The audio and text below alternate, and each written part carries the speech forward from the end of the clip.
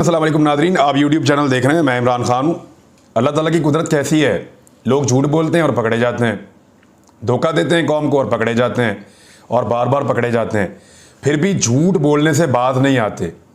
मियाँ नवाज शरीफ साहब को कई मरतबा ये गुजारिश की है कि मियाँ साहब अल्लाह का वास्ता आपका दुश्मन इमरान खान नहीं है, मरीम नवाज़ को काबू कीजिए इमरान खान को काबू करने से पहले, वरना ये आपकी सियासत का रहा साहब पट्टा भी बिठा देंगी। शहबाज शरीफ साहब को भी कहा था कि अपने बच्चों की जो है वो सियासी ख्वाहिशात के बदले में आप लोग अपनी सियासत तबाह ना करें और आपके बच्चों को सियासत में लाने के चक्कर में आप लोग अपनी सियासत भी तबाह करेंगे। जब मियाँ साहब ने पूछा था मैंने तब भी ये बात बताई थी। अब ज़रा ये देखें आपके हुआ क्या है।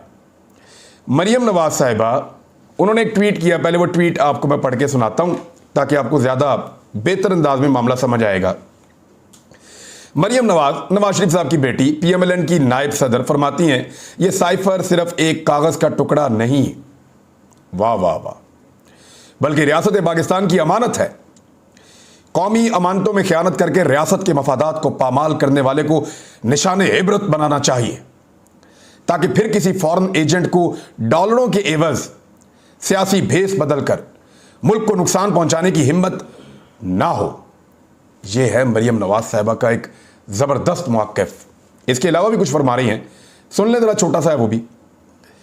एक तो जालसाजी की और फिर उस खौफ से कि पकड़ा ना जाऊं साइफर ही गायब कर दिया, रंगे हाथों पकड़ा गया तो कहता है मुझसे साइफर गुम हो गया। ये मरीम नवाज साहिबा हैं।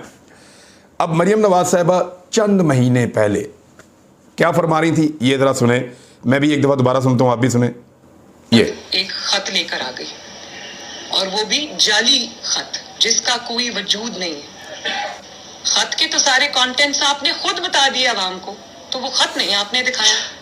वो खत आपने इसलिए नहीं दिखाया कि वो खत सिरे से था ही नहीं, और वो जो आप जेब में लेके फिर रहे थे और आपने जलसे में दिखाया था वो एक खाली कागज था। मैं इस पे क्या कहूँ अब। यानी थोड़े दिन पहले एक खातून कह रही हैं कि ना कोई साइफर है, ना कोई खत है, ना कोई लेटर है, कागज़ का एक खाली टुकड़ा है और इस चीज़ का वजूद ही नहीं है। घड़ के एक बंदा कहानी ले आया और लाकर दे दी। आज वो कह रही है नहीं नहीं एक साइफर मौजूद था और वो एक कागज़ का टुकड़ा नहीं था बल्कि रियासत पाकिस्तान की एक अमानत थी और वो एक ऐसा डॉक्यूमेंट था जो गुम हो गया है, इसको बरामद करना। ये क्या चल रहा है इस मुल्क में? लोगों को आपने पागल समझा हुआ है। वो सारे लोग मियाँ साहब की तरह नहीं सोचते मरीम नवाज साहिबा कि उनको आप जो भी कहेंगी वो मान लेंगे आपकी बात।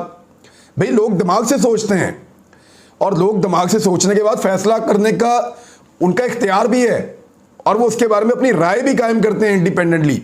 ये नहीं हो सकता कि आप एक दिन बैठ कर कहें कि कोई साइफर नहीं है, दूसरे दिन आपका मूड है तो आप बैठ के कहें साइफर था, बड़ा अहम था, इमरान खान ने गुम कर दिया है, तीसरे दिन आप कहें कि उसने चोरी कर लिया है, चौथे दिन आप उसके ऊपर पर्चा दे दें। अब ये अजीबो गरीब किस्म की इनकी सियासत है, किसी को समझ नहीं आती। वक़्त पड़े तो गधे को बाप बना लो, ये एक मिसाल है, मैं मिसाल दे रहा हूँ, मैं ये नहीं कह रहा कि बना लिया, लेकिन वक़्त पड़े तो गधे को बाप बना लो। इस तरह की सियासत जो है वो पाकिस्तान में लोग करते हैं और बदकिस्मती से करते हैं और बार बार करते हैं। वक़्त पड़े तो जो है वो बूट के ऊपर खाक उड़ाओ और वक़्त पड़े तो ज़बान से पॉलिश करो, चाटो बूट को। जब से ज़बान रखी है बूट के ऊपर मुंह का जायका ही ठीक नहीं हो रहा। ये हालत हो गई है इन लोगों की और ये हालत होनी थी क्योंकि जो इनकलाब इन्होंने खड़ा किया था, जो लोगों को इन्होंने शऊर देने की कोशिश की थी, वो सारा इनके खिलाफ सामने आकर चट्टान बन के खड़ा हो गया है। अब ये पहाड़ उनसे क्रॉस नहीं किया जा रहा, इतना तगड़ा उन्होंने इमरान खान को कर दिया है। तो साइफर के मामले पे आते हैं वापस। ये जो साइफर है इमरान खान साहब ने कहा था कि है, तो इन्होंने कहा था नहीं है, साबित हो गया कि था। ये जो साइफर है इमरान खान साहब ने कहा कि इस साइफर के अंदर धमकी है और ये एक ऐसा पेपर है जो बहुत इंपॉर्टेंट है, इन्होंने कहा नहीं है, साबित हो गया कि इमरान खान ठीक था। अब बाकी चीजें कैसे साबित कर रहे हैं जरा ये देखें आप। एक पेपर, इमरान खान साहब को मौक़िफ़ कैसे दुरुस्त साबित हुआ है।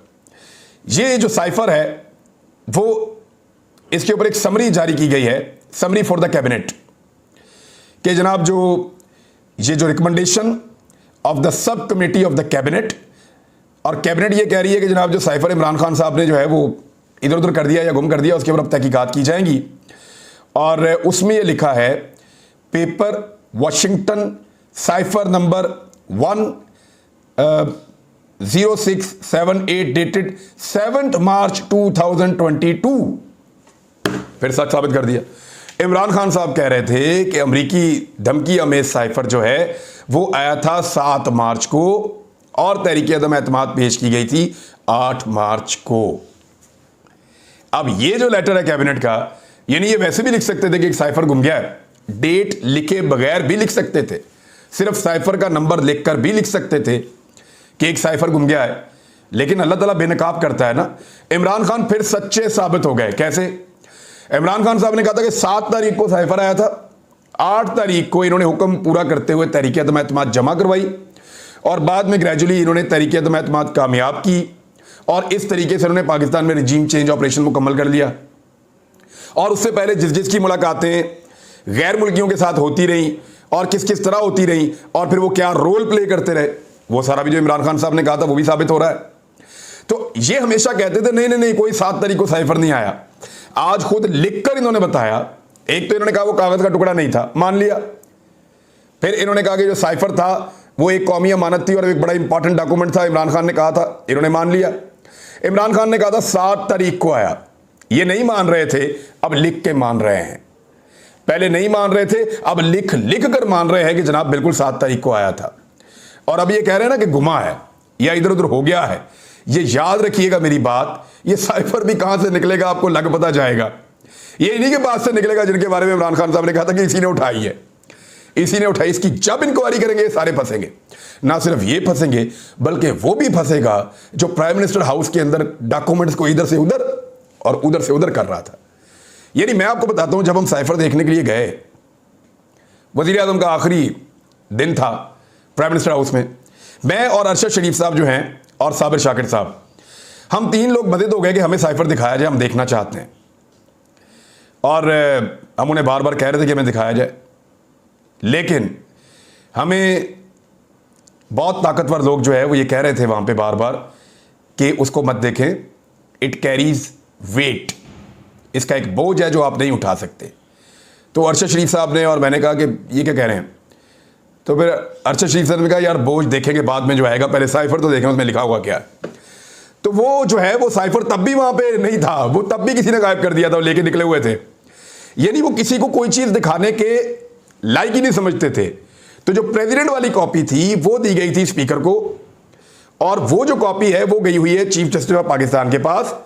और इमरान खान साहब वाली कॉपी कहां है, उसकी इंक्वायरी करेंगे तो मामला फिर बहुत दूर तक जाएगा, पता चलेगा किसने उठाई और किसके कहने पे उठाई। ये मामला तभी चल रहे हैं, लेट्स सी होता क्या है इसमें।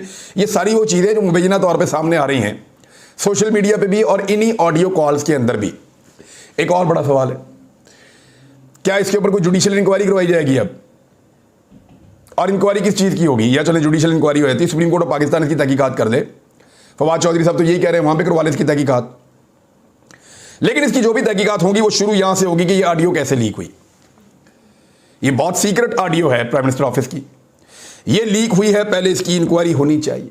इसकी एडिटिंग किसने की है उसको पकड़ो, एडिटिंग करने के बाद जिसने इसको पब्लिक किया उसको पकड़ो, उसके बाद पता करो कि साइफर किधर है। खाली ये नहीं हो सकता कि आप एक पहलू जो आपको पसंद है उस पर आप इंक्वायरी करें और बाकी जो आपको नहीं पसंद उस पर आप इंक्वायरी ना करें। ये मरियम नवाज ने फिर फंसवा देना सबको, ये याद रखिएगा मेरी बात। कुछ और खबरें हैं इसके साथ ही जुड़ती हैं। मैं अभी इन्होंने इंक्वायरी का और कार्रवाई की मंजूरी तो दे दी है वफाकी काबीना ने इमरान खान और साथियों के खिलाफ, लेकिन इसके अंदर मुझे नहीं लगता कुछ निकलेगा, क्योंकि मौकिफ इमरान खान साहब का उल्टा इन्होंने दुरुस्त साबित कर दिया है। फवाद चौधरी साहब ने कहा कि साइफर की तहकीकात सुप्रीम कोर्ट का बनाया कमीशन करे और वहां पे जो है वो सारी तहकीकात की जाए और पता चले कि दूध का दूध और पानी का पानी कैसे होता है। और इसी तरह का कमीशन ऑडियो लीक्स की तहकीकात के लिए भी होना चाहिए। उसूल तो यही है, कानून भी यही कहता है। कल जो वारंट गिरफ्तारी इन्होंने जारी किए थे इमरान खान साहब की खातून जज को धमकी देने का केस, इमरान खान साहब की अबूरी जमानत मंजूर, ये भी खबर है। और इमरान खान साहब की ज़ेरे सदारत पाकिस्तान तहरीक इंसाफ का एक इजलास हुआ है जिसमें लॉन्ग मार्च के लिए एक मतअमली अब तय कर दी गई है। ये है वो खबर जिससे सबको सांस चढ़ेगी। तहरीक इंसाफ ने गुज़िश्ता रोज़ होने वाली पार्टी इजलास में इस्लामाबाद की जानिब लॉन्ग मार्च के इंतजामात को हतमी शक्ल दे दी है, जिसकी तारीख का ऐलान इसी हफ्ते अब कर दिया जाएगा।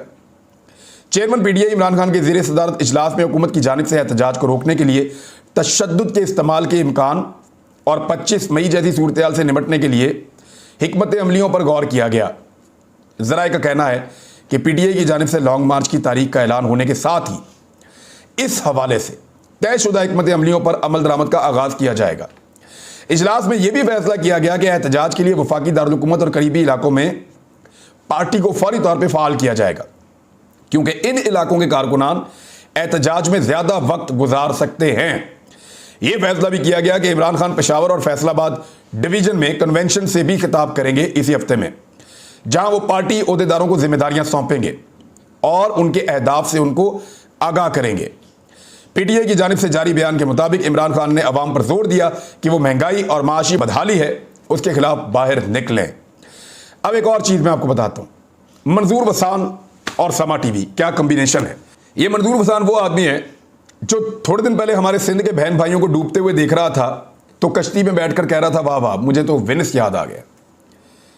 यार मैं क्या कहूँ इसके ऊपर, यानी ऐसी सियासत को क्या कह सकते हैं आप कि एक आदमी कश्ती के अंदर बैठा हुआ है, गरीब हारी जब करीब आ रहे हैं खाना मांगने के लिए तो उनको ऐसे ऐसे कर रहा है, पीछे हो जाओ पीछे हो जाओ। आगा सराज दुरानी भी ऐसे ही करता है, ये सब ऐसे ही करते हैं, इनका स्टाइल ही है पीछे करो हटाओ इनको। कीड़े मकोड़े हैं ना, इंसान तो समझते ही नहीं, बेशर्मी है एक। अब वो कह रहा है जी कि, और समा टीवी ने इसको रिपोर्ट किया क्योंकि समा टीवी को ये खबरें बहुत पसंद है कि उन्होंने कहा हो सकता है इलेक्शन 1 साल के लिए मौखर हो जाए। हलवा है, ये कौम बेवकूफ़ है। आप 1 साल के लिए इलेक्शन आगे करेंगे और कौम कहेगी आपको हैप्पी बर्थडे टू यू। ऐसे नहीं हो सकता, इलेक्शन तो आपसे छीन कर ले लेगी ये कौम, और ये देखिएगा ये कौम आपसे इलेक्शन छीन कर ले लेगी। ख्वाहिशात के ऊपर कोई पाबंदी नहीं है। उधर किसान जो है उन्होंने भी पीर तक की डेडलाइन दे दी है। हुकूमत चारों तरफ से फंसती चली जा रही है, चारों तरफ से फंसती चली जा रही है।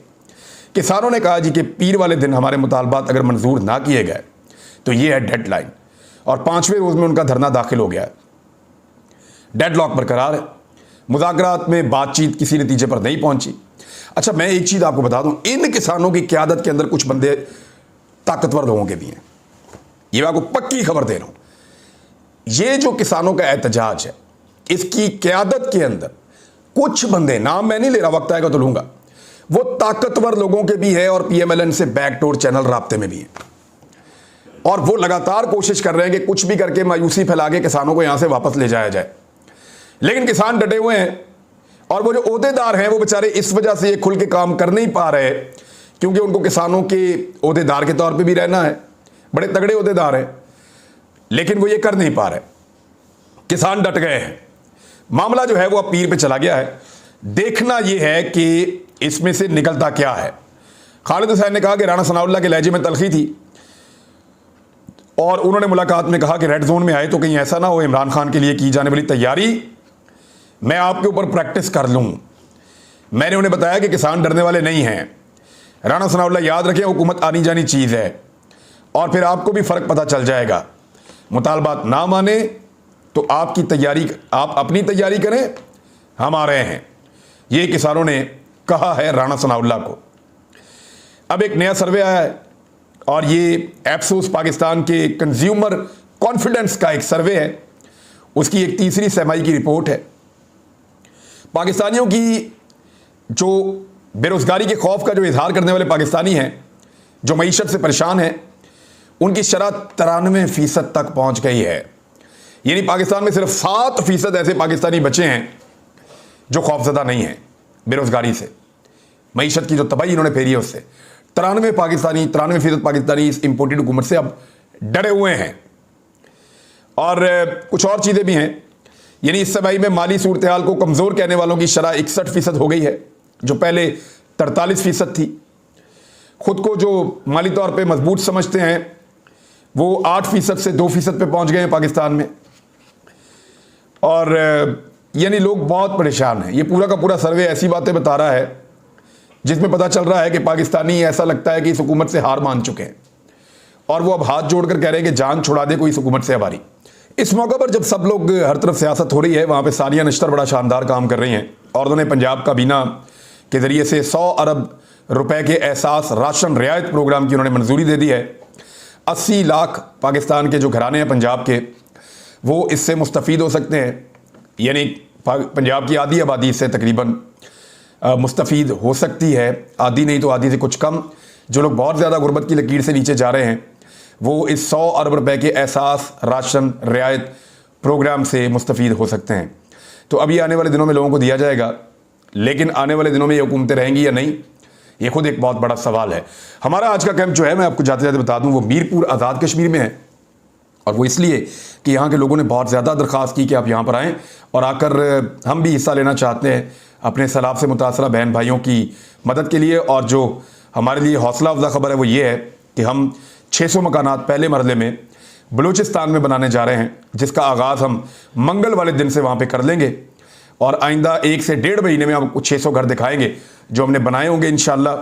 और अल्लाह ताला का शुक्र है कि हमें पाकिस्तान का जो सबसे बड़ा सूबा है और आबादी के लिहाज से सबसे छोटा सूबा है, वहाँ से हम आगाज़ करने जा रहे हैं। अल्लाह ताला हम सब की महरूमियों का खात्मा करे और इस आजमाइश में हमें सुरखरू करे, आमीन। बहुत शुक्रिया आपका, अपना ख्याल रखिएगा, अपने चैनल का भी। अल्लाह हाफ़िज़।